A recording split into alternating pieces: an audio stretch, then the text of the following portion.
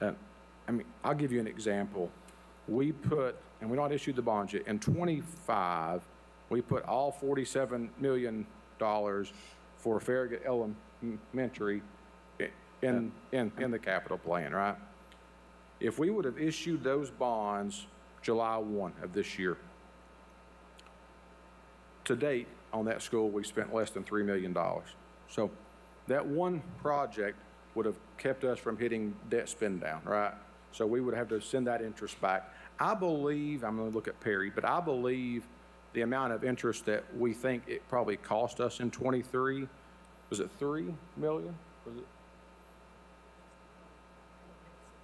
Yeah. How much?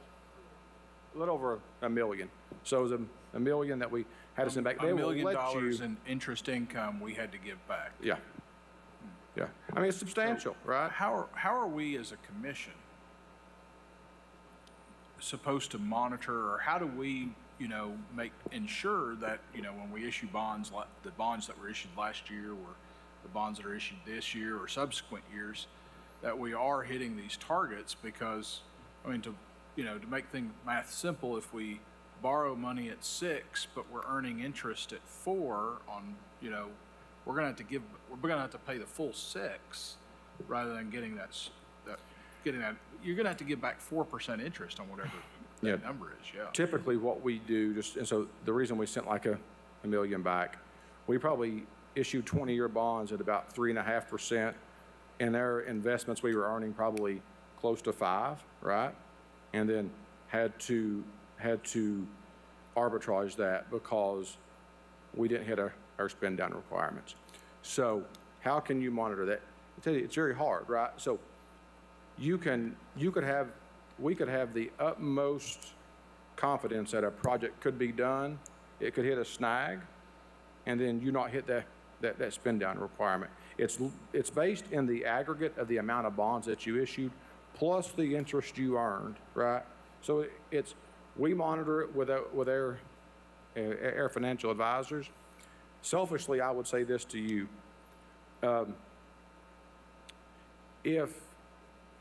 If we're in a disagreement with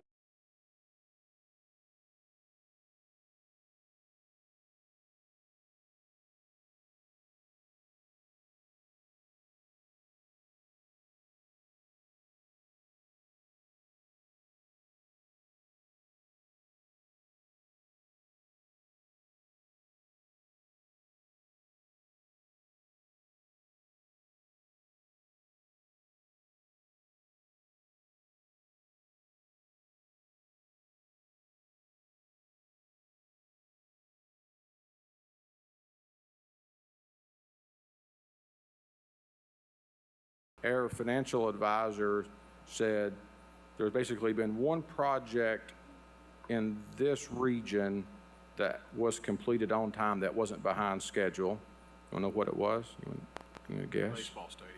The stadium.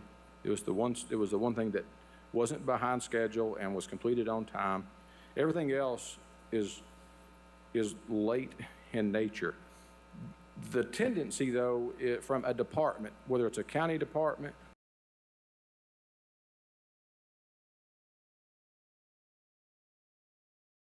because if they don't fund it in year 2, I would just say to you all, we put things in here from the standpoint of our spend down on the bonds have to equal the timeline of construction, right? Because if we don't do it that way, then we're going to get in trouble again and not hit spend down. And I guess to my original question though is, as a county commission and as finance committee, how do we monitor and how do we know and recognize that we might have an issue that we may end up losing $1 million or even more? I think it's when we come to you at finance committee and say we have an issue, right? Like as an example, we got an email a week ago that basically, was it a week ago from Stephen that said you need to draw down or spend $5 million by the end of May, or you're not going to hit your spend down requirements on 24, right? So we either spend in capital $5 million by the end of May, or we won't hit our spend down requirements. Now, do we have control over that? No, and really, I mean, we can't say, I need you to build that really fast, or send us a really big bill. I mean, you're basing it on the hopes of when we project how that spend down is going to go, that the construction falls in line with that. We really have, and I'll tell you this, and it's nobody's fault. That is a hard conversation to have with the department when they want a project funded, right? Because they think they need it funded right away. But I get that, but if what we're saying is we're going to fund it, but we're going to fund it over your spending schedule. So if you know it's going to take 18 months to build a building, then that's what should be mirrored in the capital plan, not everything in year one. And I think because of arbitrage being a real thing now with higher interest rates, it's become a bigger issue, and so we got to pay closer attention to spend down in these. Listen, we think we're going to, just so you know, I'll put you at ease. Our senior accountant who's over debt doesn't think there's going to be an issue with hitting our $5 million at the end of May. So you can put your head on your pillow tonight, feel pretty good, it's okay. Now, we won't know that until then, but we think it's okay. But we rely on them to tell us when our spend down is, and not because of me, our person at Raymond James says that Melanie Wilk, who does this for us, he's never saw anybody as good as her as nailing spend down. So we're typically really good. Was one year we weren't, right? And it could be a project that just got delayed. And when that happens, if it's a big one, it can be big. Commissioner Hill? Oh, sorry. Are you still?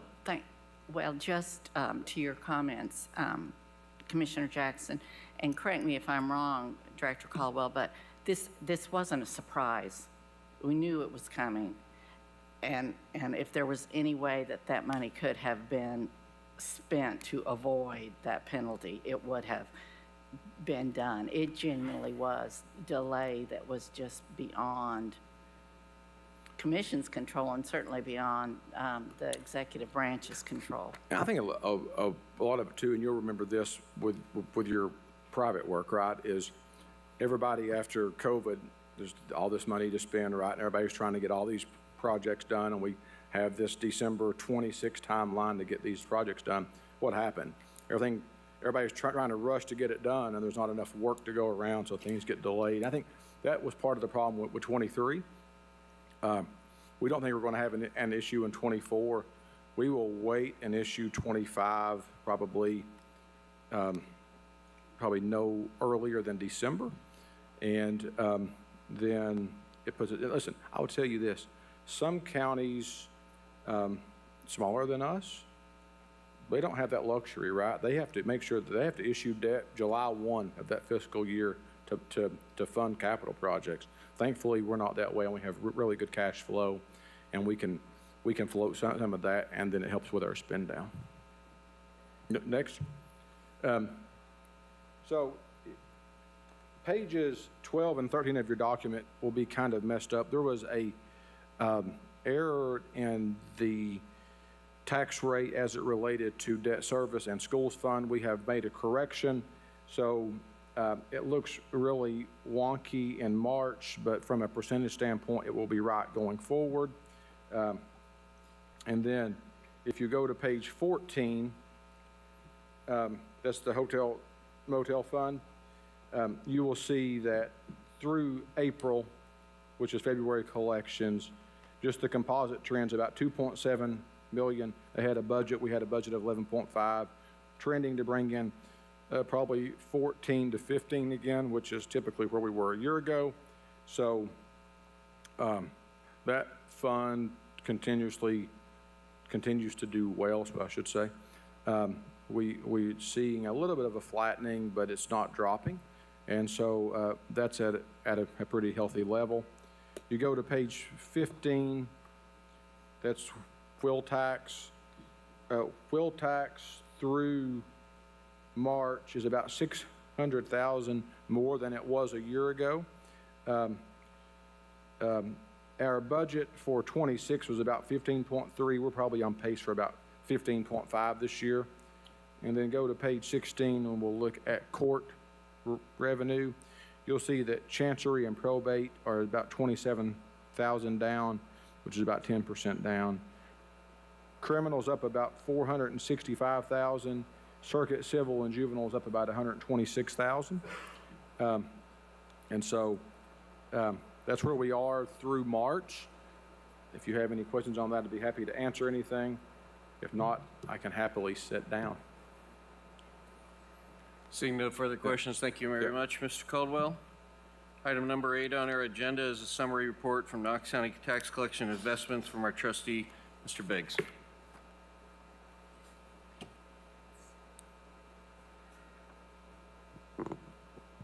Hello, I'm Linda McGinnis, and I work in legal and collections in the trustee's office.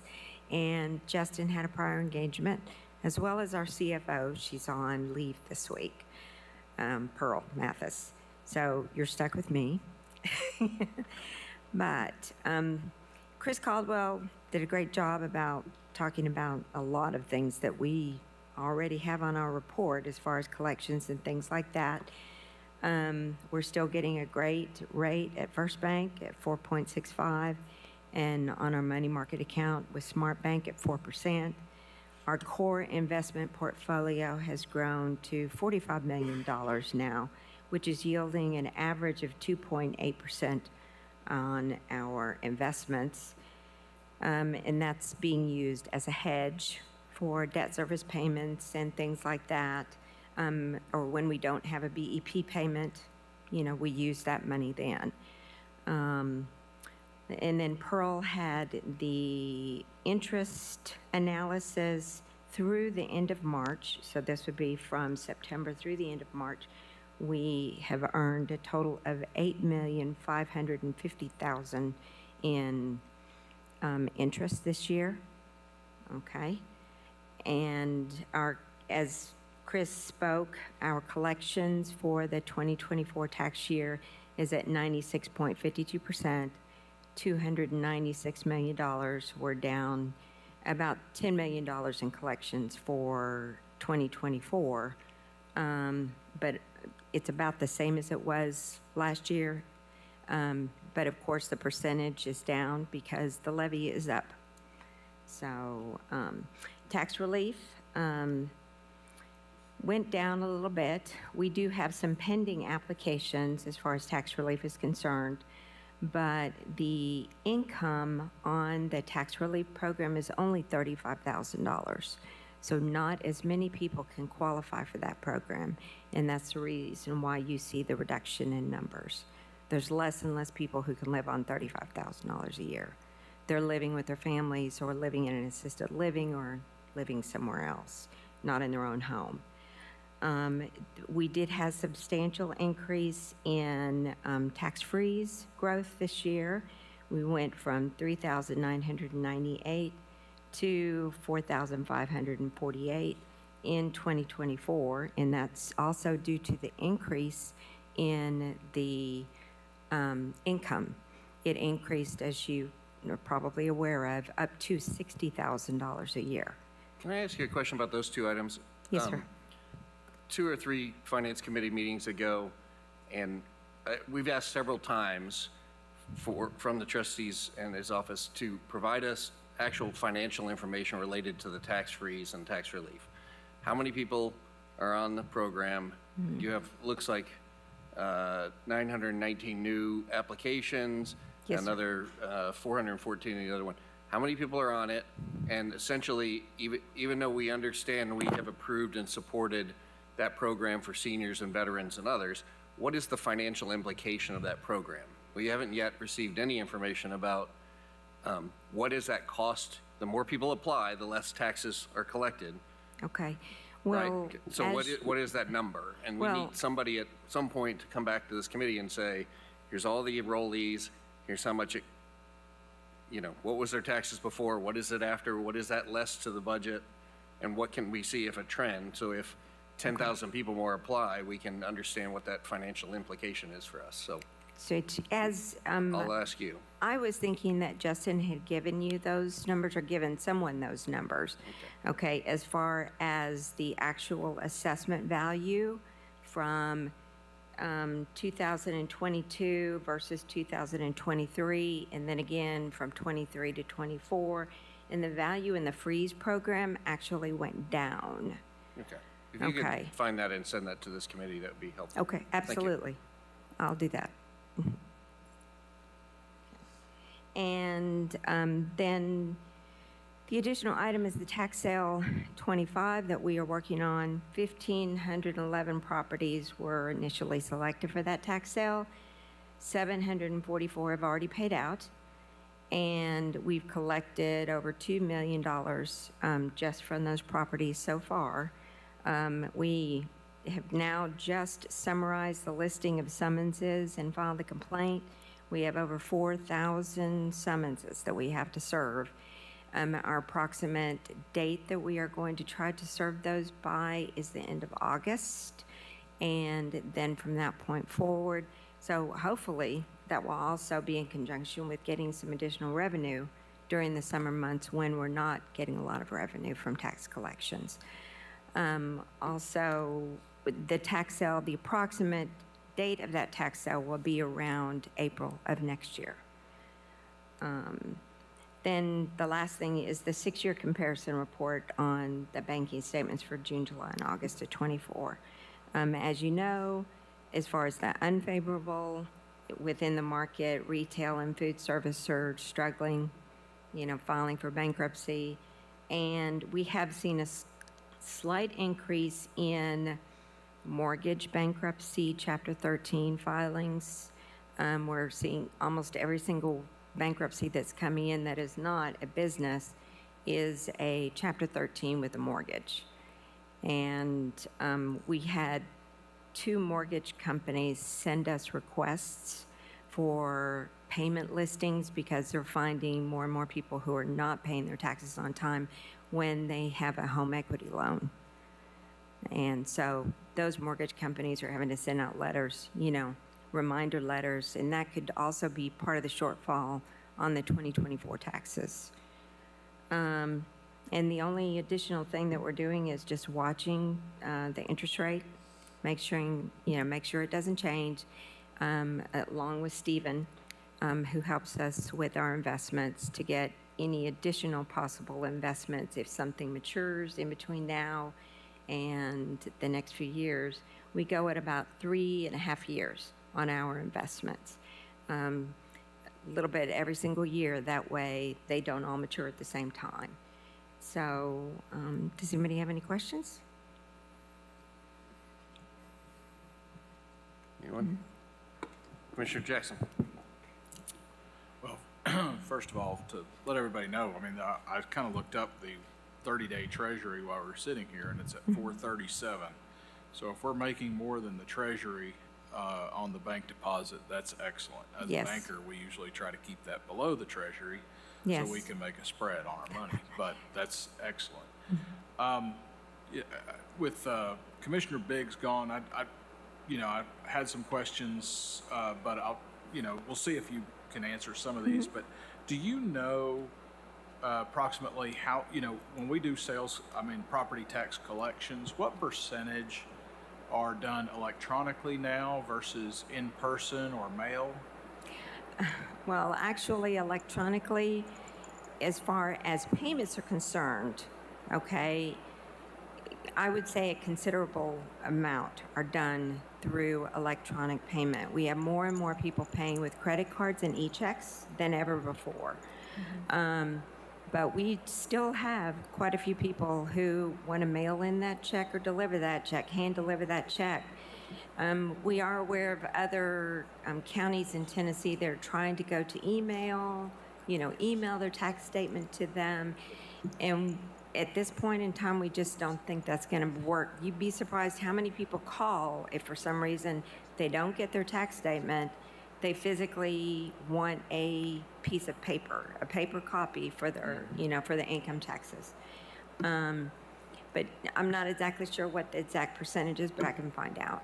Okay, that'd be great to know. Do you all use a lock, for the paper that is mailed in, do you use a lockbox or is that just manually No, it's done? manually entered. Each and Manually every single check is entered manually. But we do have a remittance processor. So what that does is for the time of years where we have bulk incoming, the remittance processor will transmit current taxes only.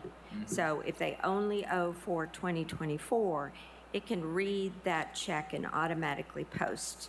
Then it's just a matter of adding up those checks manually to make sure that it matches what the computer has put in. So those are done with the remittance processor.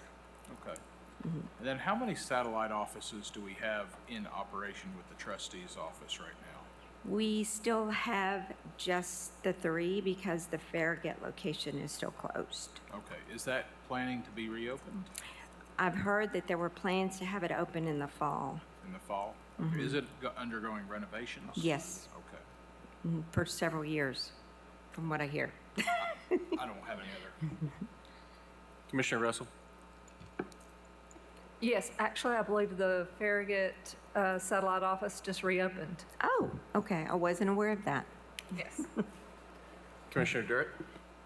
Thank you, Chairman Jay. Hi, Linda. Hi. I'm not sure if I heard it and I may have missed it. Did you say there will or will not be a tax sale this year? And I did hear 26, but Yes. no tax sale 25? No tax sale in 25. There was no way that we could file the complaint and get everything served and file, everything that needed to be done with the motions, the default judgment, and the publication until next year, to get You it said next there year. were 4,000? 4,114 Wow. to be Okay. served. All right, thank you. Commissioner Oster? Thank you, Commissioner Jay.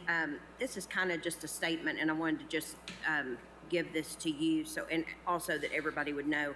We are actually opening a new office over in Cedar Bluff with the trustee's office, the health department, the county clerk, and so the Cedar Bluff branch will be closed May 14th through May 16th, and then they will be open in the new location, I believe on the 19th. But that's a pretty big office that we use over in Cedar Bluff, and Yes. the opportunity is great because everybody is going to be able to do so much more in the office than they were with parking also. Could you also ask Trustee Biggs that he was supposed to get a list of the tax-free seniors to Chief Seymour for the Rural Metro? Okay. And they haven't received those names yet. So can you do that? Because their rates are going up, but they want to be able to tack on with you guys and not charge the seniors that are on tax-frees that Okay. amount of money. Now, I'll probably have to check with the law director's office to make absolutely sure that we can release that information. Okay. I don't know if you can or not, but, okay. If you just, Trustee Biggs will work with Okay. Director Moyers, that would be great. So we can get that Okay. for him. Okay, thank you. I have one additional question related to the tax sale in 2026. Yes, sir. When will that information, when will that tax sale list be locked in internally within the trustee's office? And when will that information be given to the commission and to the public? What does that timeline look like? Probably within the next 30 days. They are finalizing all of the summonses in the list right now.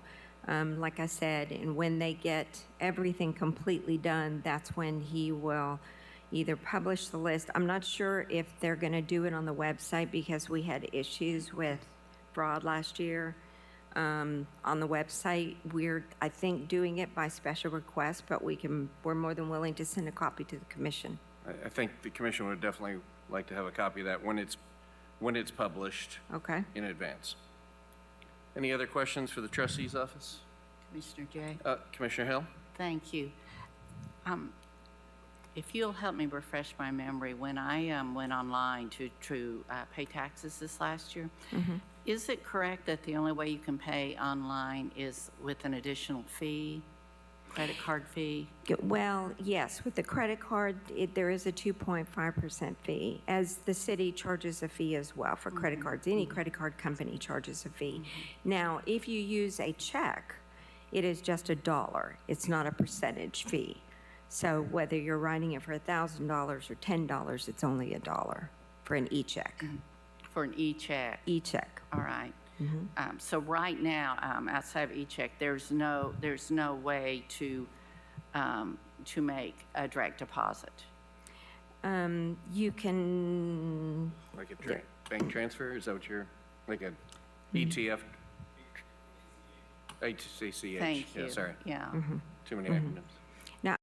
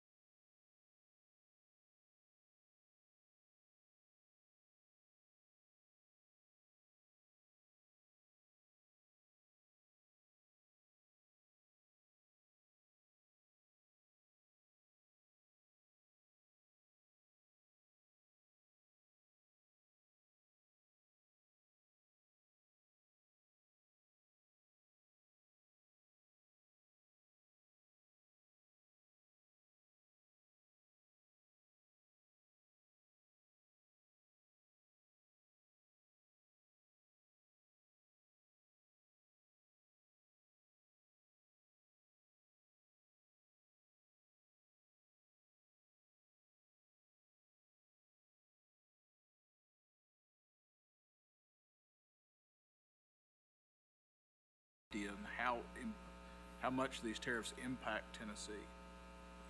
We're three. We're number 3, and Kentucky is number 1. Michigan is number 2. So it's going to be very interesting to see, how these continued sales taxes go, because we, in Tennessee overall, and I don't have this broken down by county, are one of the most highly sensitive regions of the country. All right, seeing no objection or no other information to come before this committee, the Finance Committee is adjourned.